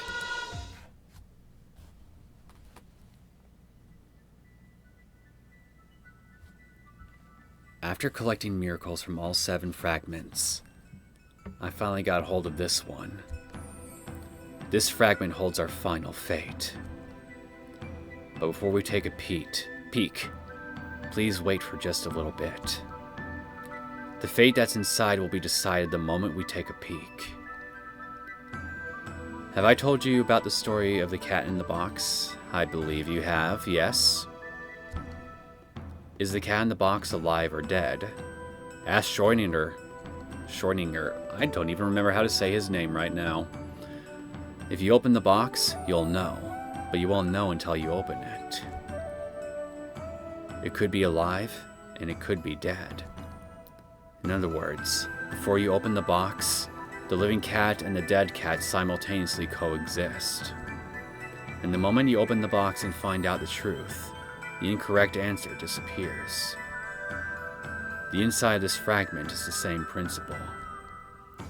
The future we desire and the future Takano desires simultaneously coexist. They are opposing and denying each other. Once we take a peek, one of those futures will disappear.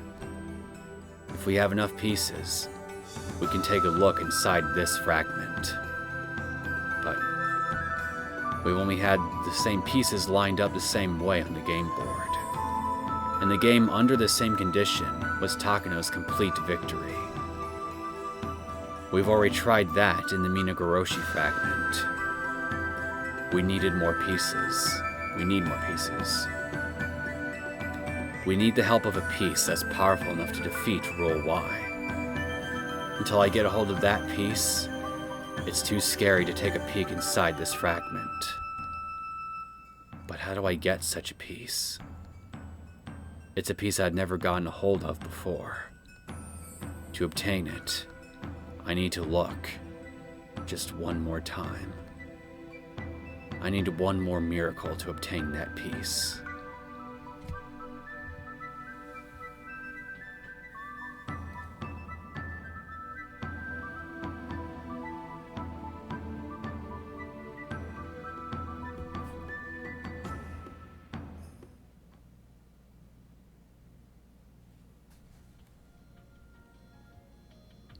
Leftover fragments.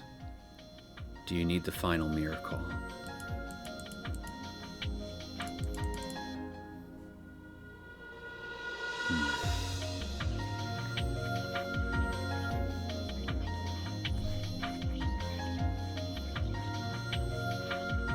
Why not? Let's see what this one is.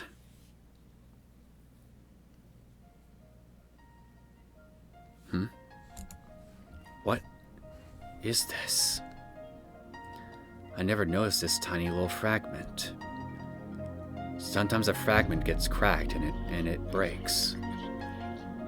Just like how the fate we believe in cracks sometimes. A damaged fate is no longer the same fate it was. Then which fate does this piece belong to? I picked up the tiny fragment and tried to match it with the fragments I have in my hand. And the last fragment I picked up was the Hima-Tsubushi fragment.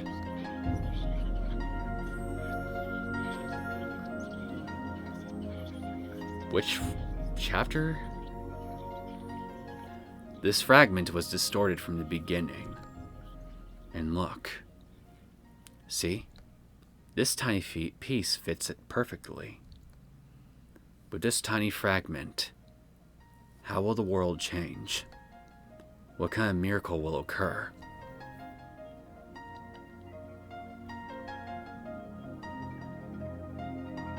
The whole world warped. Since I put the broken piece back where it belonged, the distortion centered on the crack. But that doesn't mean I can take a peek inside. It's already past 1985. It's a time long after Rika Furude and her friends' stories tragically ended in June 1983. beeps with some mild interference. An order crackled through their headsets. 全班へ室長からありがたいお言葉があるぞ。傾注しろ。ご苦労さん。所轄署は15分くれることになってる。秒で制圧しろ。一人たりとも逃がすな。ターゲットの一人は外交官だ。警察だと悟られるな。有無を言わせず身柄を確保しろ。ただし間違っても危害を加えるな。外交問題に発展するぞ。外交官特権で地元暴力団と癒着している芸道どもだ。They launder money from drug dealing and force people into the sex trade to pay off high interest debts. Well, that sucks. According to the local embassy, some of the victims are younger than teenagers. Well, that's definitely a no-no. クソどもが。I agree. Normally, this would be a simple case, what with the perpetrators being gangsters.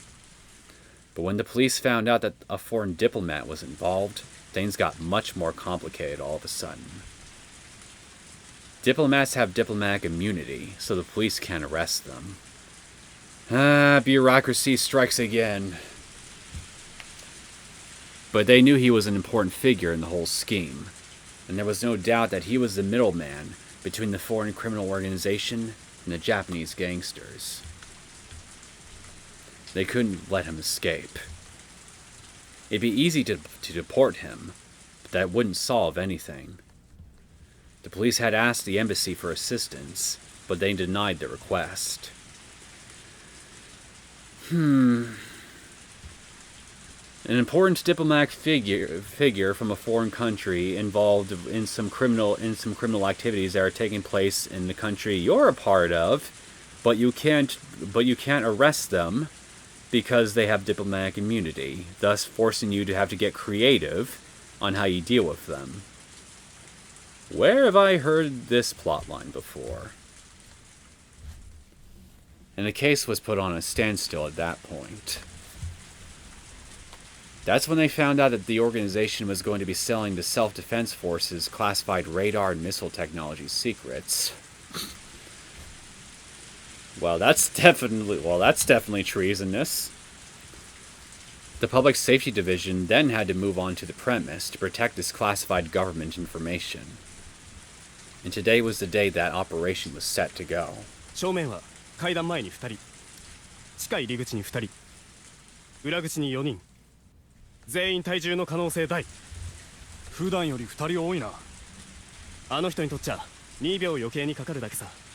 容赦ねえからな、あの人。聞こえるか、赤坂。お前が切り込み隊長だ。用心してかかれ。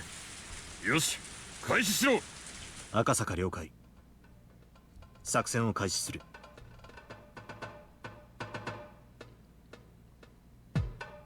A man suddenly appeared around the corner downtown. It was Akasaka. How you doing? He displayed none of the naivete that he did when he first met Rika. Is that how we're gonna be introduced to him from now on every time he appears on screen? He displayed none of the naivete that he did when he first met Rika. He's a grown boy now. His balls finished dropping. And when he got to the entrance of the underground club, a bouncer with a heavy foreign accent stopped him.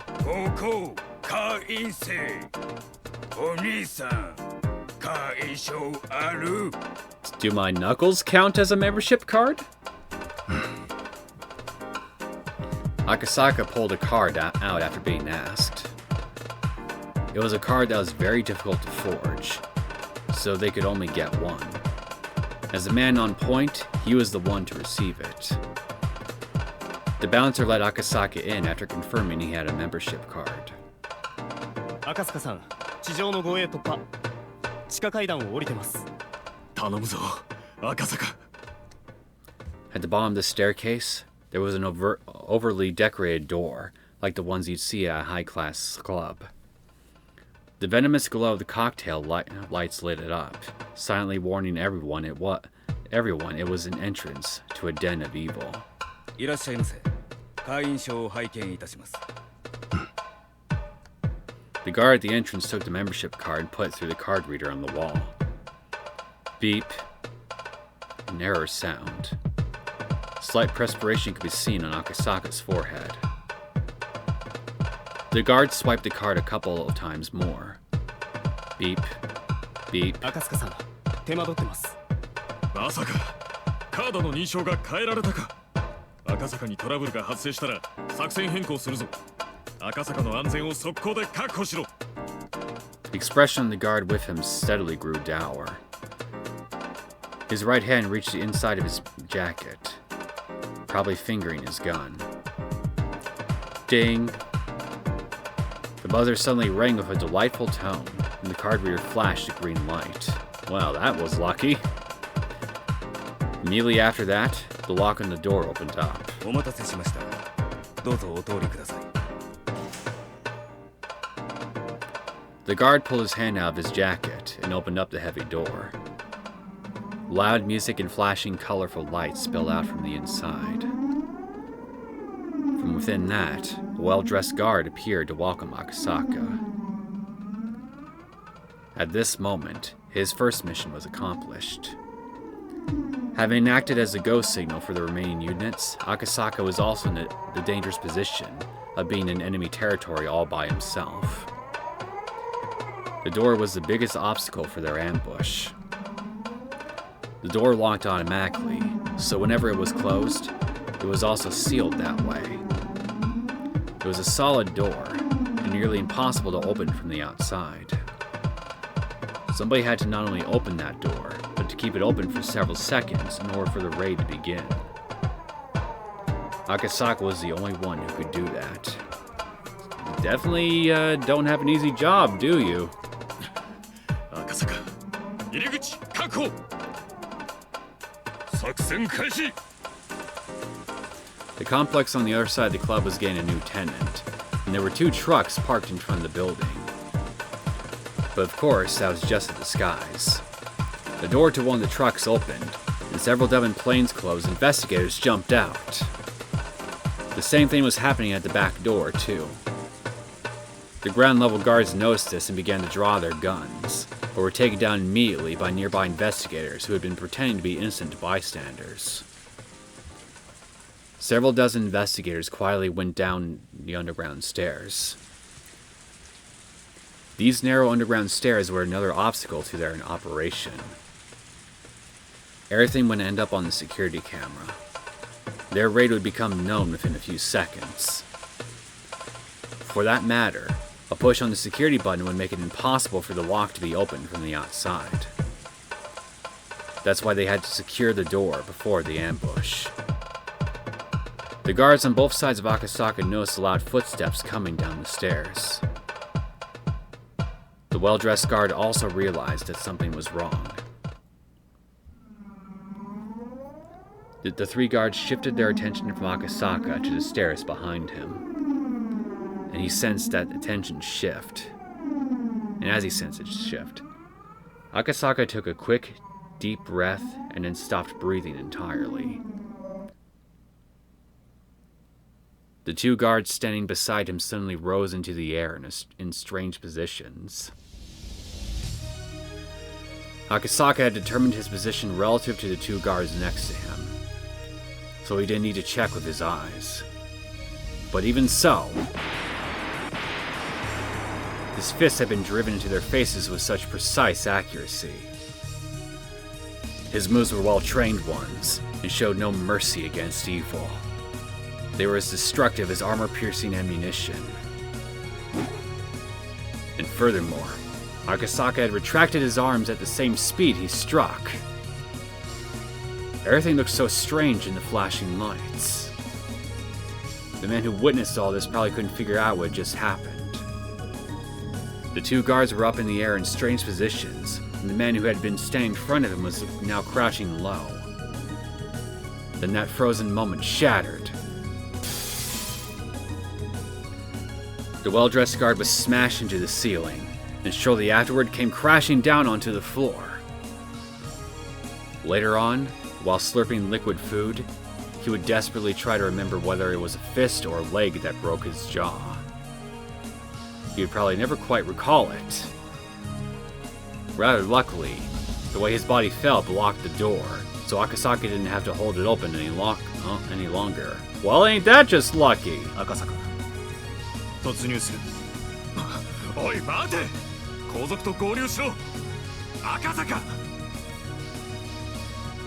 The room was filled with loud music, but everyone had already noticed the brouhaha at the entrance. 全員床に捨てろ。 As soon as Akasaka bellowed his warning, screams filled the club. Most people immediately hit the floor as if trying to proclaim their innocence. But all the guards reacted quickly to Akasaka. In the midst of all this, there were a few people who were trying to make their escape through the back alongside several guards. Akasaka restarted his breathing once, and then stopped it again, and then ran after them like a wolf. He jumped onto the table, smashing expensive bottles of alcohol and scattering glasses of ice cubes made from the icebergs of the Arctic. How fucking pretentious. Ice cubes from all the way from the Arctic. A foreign bodyguard, whose previous profession must have been a professional boxer, thoughtlessly stood in front of Akasaka. Hey, that's funny coincidence. I'm also recently met in another game I'm doing an LP on. A bodyguard who was once a professional boxer. Do you two know each other by any chance? With a heavy accent, he tried to taunt his opponent. But Akasaka couldn't have cared less about that. The only display that man was able to put on for him was that he was able to block Akasaka's attack. But it wasn't even an effective guard. The power of Akasaka's punches were so incredible that they simply broke the man's bones in his attempt to block them. The man's arm warped in a strange way, and the moment after the agony showed on his face, Akasaka's left arm ground into it. Akasaka, you see, is right-handed. That man should consider himself grateful that he was able to get away with a mere orbital fracture. I suppose he should be. Thinking that this was his chance, another man attempted to tackle Akasaka-san from behind. He assumed that no matter how strong a man was, he'd go down quickly when attacked from behind. He also assumed that as Akasaka was concentrating in front of him, he wouldn't be inspecting an attack from behind to begin with. But that would only be true if Akasaka was just concentrating on his front. Indeed, the attacker was very wrong, for Akasaka was no longer even thinking about the man before him. Akasaka knew exactly when and what was about to happen. The experience he had built up to this day taught him that. His body, more than his mind, remembered the timing for when menaces to society like these would make their move from behind him. Akasaka's attack continued fluidly from the left arm punch that he struck against the ex-boxer. His left arm retracted, and at the same time, he arced his left leg around beautifully, as it crashed into the man approaching him from behind. A dull sound signified that his nose had been broken. But Akasaka already knew that. Akasaka continued his motion and directed a decisive blow to the side of his assailant's head. The man slammed into the wall and bounced off of it, rolling on the floor. Akasaka took another breath. Under the glare of the dazzling club lights, the guards realized they were up against a demon. Yes, they realized that there was no way to take him down. The guards were being paid to deal with humans. Fighting demons just wasn't in their job description. At that moment, backup finally arrived. Maybe finally isn't a suitable word. Hell of a weird detail for me to suddenly remember, but you were in Hinamizawa, so shouldn't you have experienced Hinamizawa syndrome at some point? Everything that happened did so over a matter of seconds. The time it took for Akasaka to take down those 5 guards was a span of merely 2 breaths. 全員床に伏せて頭の上で手を組め抵抗すると命の保証はしない Thanks to Akasaka's furious action, the flow of events was already set. Akasaka's intimidating first strike shattered the gang leaders' will to run. They were all down on the floor, but one of them began smiling. 私に触れる良くないです。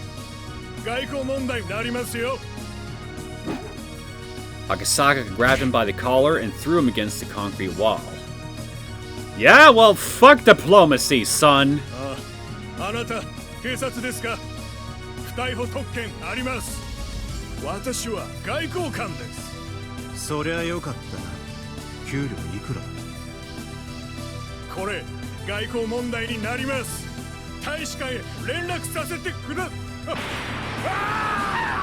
Yeah, I don't think he really cares. And frankly, neither do I. With a dragon-like roar, Akasaka's right fist pounded the wall right next to the diplomat's head. I would have just socked him right smack in the nose. Immediately after that, his left fist pounded on the wall on the other side of that head. And soon enough, Akasaka had pounded the wall 7 times. Each just a sliver away from the diplomat. His fists were easily powerful enough to crush the man's head. The diplomat crumpled to the floor. 赤坂、ターゲット確保。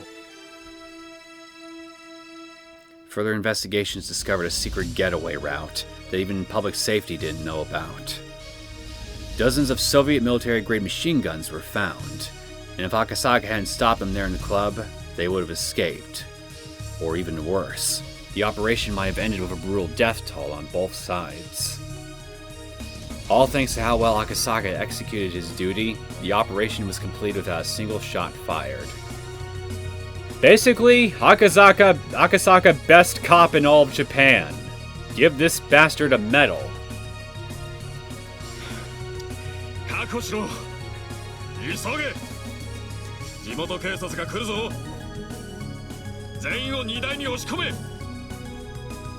Since the foreign diplomat was involved, they had to make sure it didn't look as though the whole operation was carried out by the police. Instead, it was made to look like a simple gang war. They would dump the useless gang members and hand over the target to the police. Of course, before handing him over, they'd make sure he spilled everything he knew. That diplomatic pig would be used as a negotiation device by another part of public safety. They found plenty of evidence that said Pig was tied to an underground criminal organization. Not wanting a persona non grata on their hands, the embassy would likely cut all ties with him.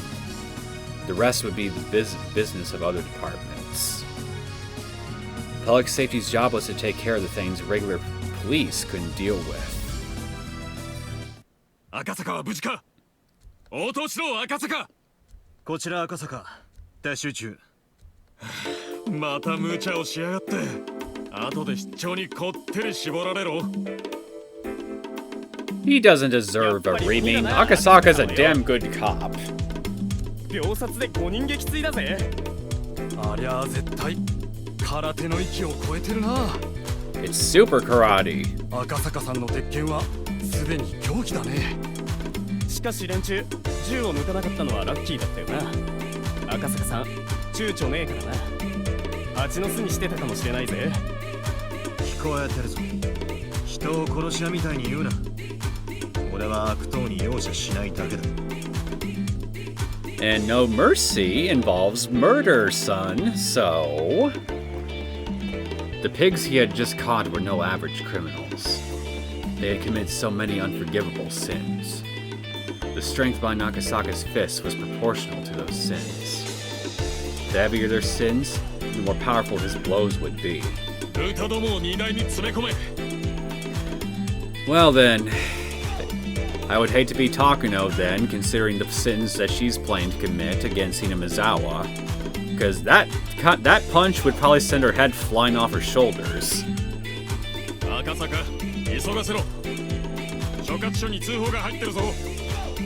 赤坂了解。聞こえたな。撤収を急げ。了解。主任どうぞ。要治療手配をお願いします。They don't need they don't need meds. Just let their bodies let their bodies recover naturally. There wasn't any trace left of Akasaka's old naivety. We know he had grown to be the vigilant ace of his department. Obviously.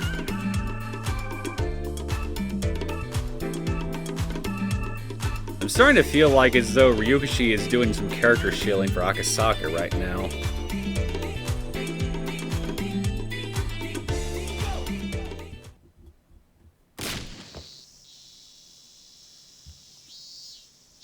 Akasaka was trained inside a dark dojo filled with the smell of sweat and mold.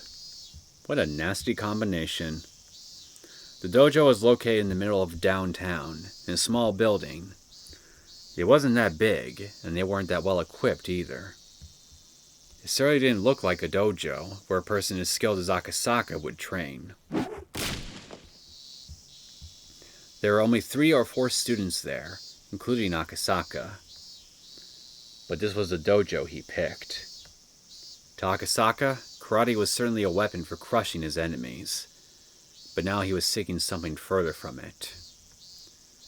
To achieve his goal, a dojo of many young students having actual physical lessons wouldn't work. He had gone to so many different dojos, and this was the only one he finally settled on. Every time Akasaka punched a sandbag, the heavy thud of his punch and the clang of the sandbag's chain would echo. He just wasn't just punching blindly. He thought first, developed those thoughts, and then punch. Gotta make sure laundry is done by 2 p.m. Punch. Gotta cook some curry for the wife. Punch. It was more of a deep and low vibration than a proper sound. Drops of sweat scattered, and the dust welled up in the air. Must not breathe dust. Punch. It was a perfect blow embodying the concept of one strike, one kill. But he wasn't satisfied. He closed his eyes, controlled his breathing, as if trying to hear the cry of cicadas. Then he punched again. From a beginner's perspective, it looked like he was taking breaks between each. The other students training on their own would glance over and sense a fearsome respect at his focused blows. 赤坂さんって警察に勤めてるって噂だぜ。マジかよ。あんな人が警官やってるなら、俺は悪いことする気なんか起きねえぜ。You shouldn't want to do anything bad even if there's no police officer around. しかし、赤坂さんも集中力がすげえよな。あの人疲れるってことを知らねえぜ。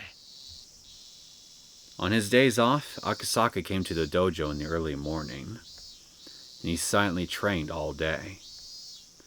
His training was no longer physical, but mental.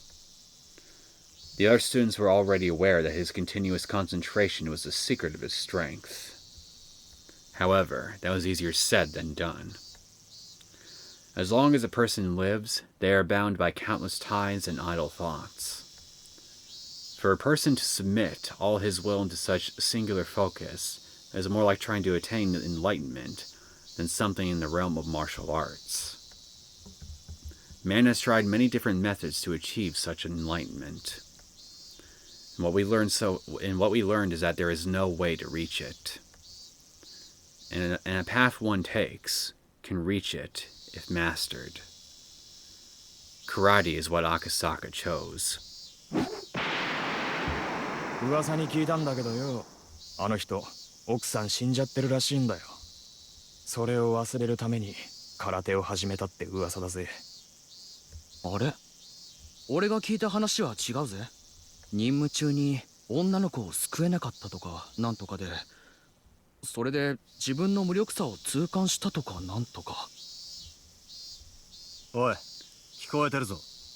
人の噂話なんかしてないで稽古をしろ。おっす。 There was a small beeping noise. Somebody's watch was letting them know it was noon. 赤坂さん、俺たち弁当買ってきますけど、赤坂さんのも買ってきましょうか。助かる。何でもいいぞ。頼む。Akasaka was more pleased to be alone in the dojo than have anyone bring him lunch. When they left, silence filled the building. くそ。人の話なんかしやがるから集中が途切れちまったじゃないか。But if that happened because of that bit of small talk, that meant he had much more training to do. He had to train much harder if he wanted to achieve enlightenment. He focused again and started to punch the sandbag, but the sound was a lot lighter than before, and obviously the strength in his fist was no longer there.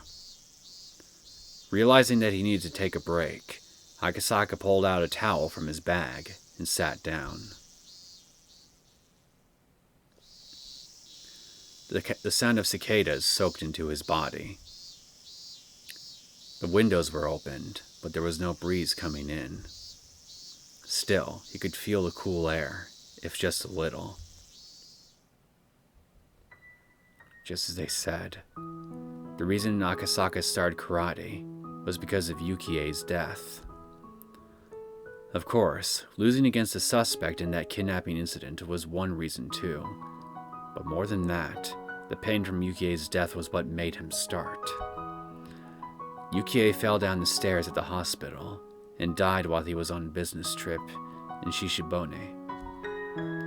He couldn't get rid of that depression, so he started learning karate.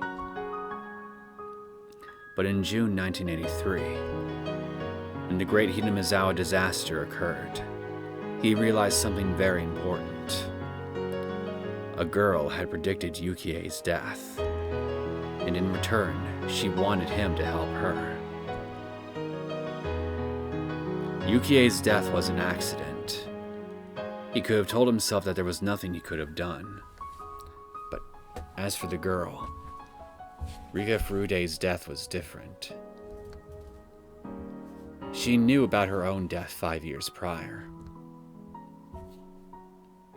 When the disaster occurred, he remembered Ushi and called in to make sure he was okay, and found out about everything. When he was caught up, he fell into despair. Rika Furude was the turning point in his life. If he had believed what she predicted and did something about it, maybe Yukie wouldn't have had to fall down the stairs.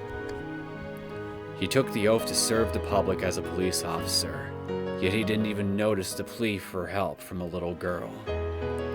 He shoved aside a conspiracy surrounding her until it was too late. He had 5 years to do something about it, but he didn't do anything, and she died.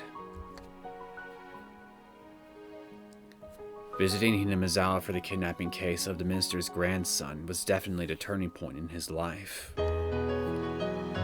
If only he had listened to what that girl said, Yukie would never have died, and he could have been there to help Rika Furude. Those two things continue to haunt him. The investigation into the series of mysterious deaths in Hinamizawa that he had heard about from Ushi was put on indefinite hiatus because of the disaster. But it was apparent to both of them that there was some conspiracy behind it all. To challenge such things, he needed all the strength and experience that he could muster. He was devoting himself to gain such strength, but it was too late. Everything had already ended. While he was stuck in this dilemma, the dojo instructor had admonished him. There's nothing one can do about what's already done. So in that case, the only thing he can do is train diligently so that if the same thing is to happen again, he will be able to save a person in need. It's all too late. Everything is already over. Yukie died in an accident. Hinamizawa was destroyed in the gas disaster. and Rika-chan was murdered as her intestines were ripped out while she was alive. Shit! I was too obsessed with Yukie's death and couldn't hear the girl's pleas for help. No, if I had listened to her, I could have prevented Yukie's accident, too. Damn it. Damn it! Shit! As Akasaka clutched his hair and looked up, he noticed a small shrine overhead that protected the dojo. Akasaka respected both Shinto and Buddhism, but he had never thought of praying to gods in times of despair. But for the first time, he felt like praying for help. If it was something he was capable of doing himself, he would never even consider praying. But it was as if something he couldn't resolve on his own. He prayed. It was a very selfish wish. If his wish were to come true, everyone in the whole world would wish for the same thing. もう一度もう一度あの時に戻らせてくれ。そうしたら今度こそ俺は二人を救う。 At that moment, Akasaka's body suddenly felt very light. Let me guess, Hanyu heard you. No, it was more like he was losing balance. As if he was fainting. Perhaps it was because he shouted so loudly after training, and his brain was lacking in oxygen. But he couldn't take his eyes off the shrine. ありがとう、赤坂。 Ha! Called it! あなたの思いが私たちにはとても必要だった。 Was this a hallucination? Akasaka felt like a stranger was talking to him. 私たちが奇跡を願い、あなたも奇跡を願わなければ奇跡は起こらない。だって奇跡は全員が願わなかったら起こらない。双方が手を伸ばし合わなかったら届かない。 He didn't know what she was trying to say, but somehow he felt like he couldn't miss a single word of it. He felt like it was doing something very, very important. 赤坂、もしあなたも望んでくれるなら、私たちに奇跡を。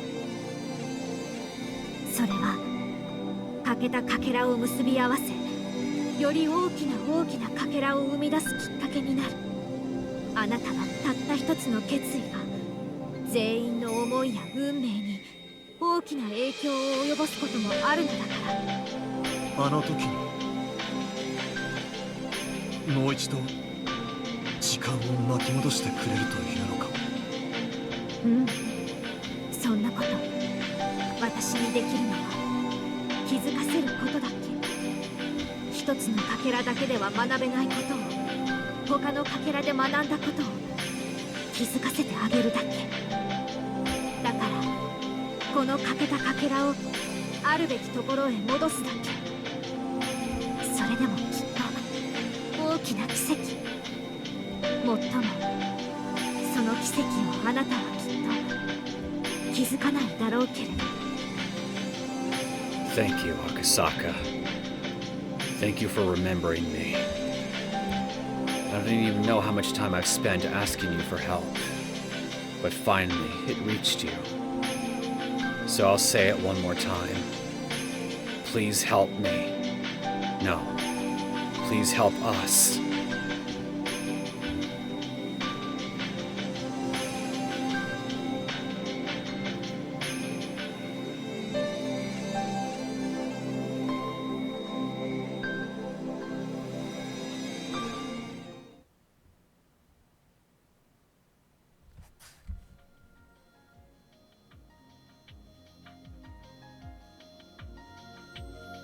So I guess I'm gonna need this thing again, huh? To click it, I mean.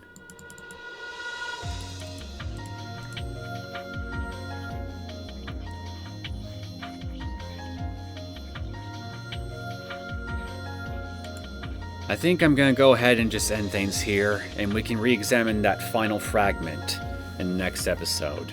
Because from what I can see, the game board is set up.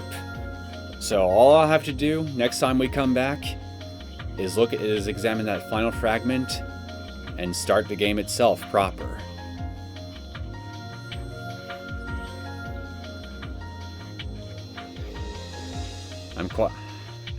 I'm excited, a little fearful in some respects, or maybe apprehensive is the word I'm looking for, but I'm feeling mixed emotions for whatever is gonna come our way starting the next episode. I want to say I have a pretty good idea on what's likely going to end up happening, but I really don't know for sure, because this story from chapter 1 all the way till now has just been one hell of a wild ride, to be honest. It certainly subverted my expectations a lot more times than I thought it would. So, for all I know, things may play out in some areas completely differently from what I predict that they will. So in the end, all I can do is just finish setting up the game board, and then once I do that, just see where the game ends up taking us.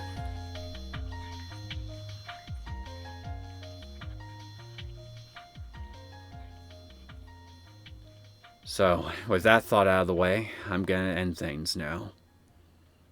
I hope you guys enjoyed this latest episode of Higurashi when Nichirai Kai Chapter 8. If you did and you want to see more content from me, feel free to subscribe to my channel. I will see you all next time for when we will finally start the game. Take care.